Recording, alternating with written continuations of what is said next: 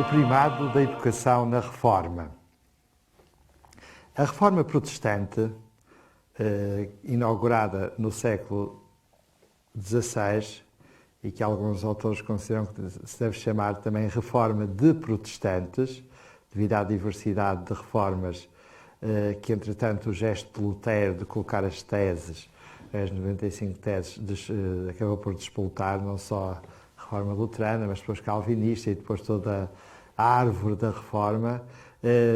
transportou consigo, gerou consigo aquilo que podemos chamar uma utopia educativa, que é um dos aspectos que fez a passagem efetiva da Idade Média para a época moderna. Uma utopia educativa que defendia uma educação generalizada para toda a sociedade, onde todos deviam ter acesso a essa mesma educação. Homens, mulheres, crianças, as diferentes gerações deviam ter acesso à educação. Essa a educação generalizada que se propugnou acabou no século XIX e XX por dar origem ao ideário que acabou por ser assumido pelos diferentes Estados democráticos e que hoje em dia está plenamente instaurado como sinal de progresso e desenvolvimento das sociedades, que é o ideário da educação total. Mas, como dizia a utopia educativa da modernidade, assento no primado da educação, resulta precisamente de um dos aspectos fundamentais do ideário reformista dito protestante,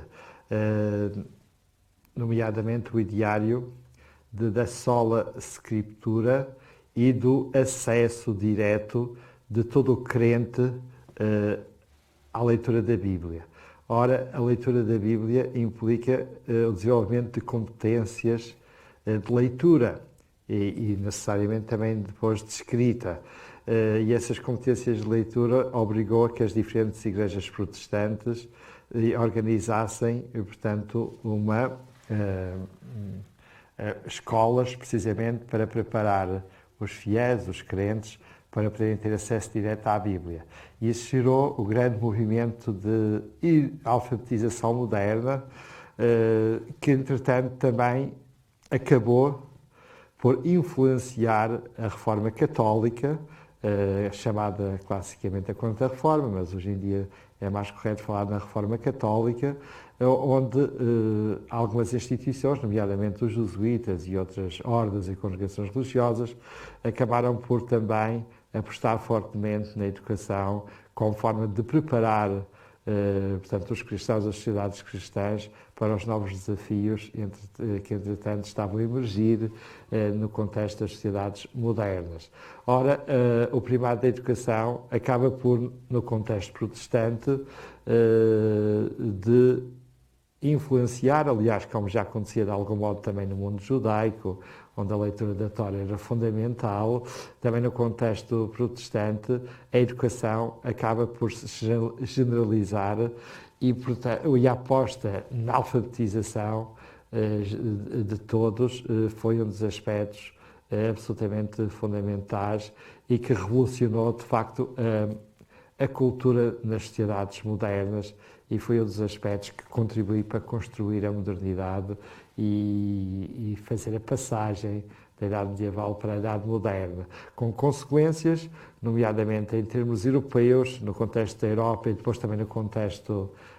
da difusão do movimento da Reforma Cristã pelas diferentes partes do mundo. De facto, o primado da educação, o primado da alfabetização, acabou por contribuir para uma qualificação dos crentes, dos que professavam aquela confissão religiosa, no sentido de poderem não só ter acesso direto à leitura do texto sagrado, mas depois permitindo, do ponto de vista também cultural, o desenvolvimento de competências que aperfeiçoou essa capacidade generalizada de ler não só os textos sagrados, mas também ter acesso a outros produtos culturais e também, nesse contexto, desenvolver uma qualificação permitir o desenvolvimento de qualificações associadas precisamente ao desenvolvimento da educação, que foi um dos aspectos destes 500 anos de história, que contribui também para o melhoramento, o aperfeiçoamento das sociedades que assentes nesse ideário do primado da educação.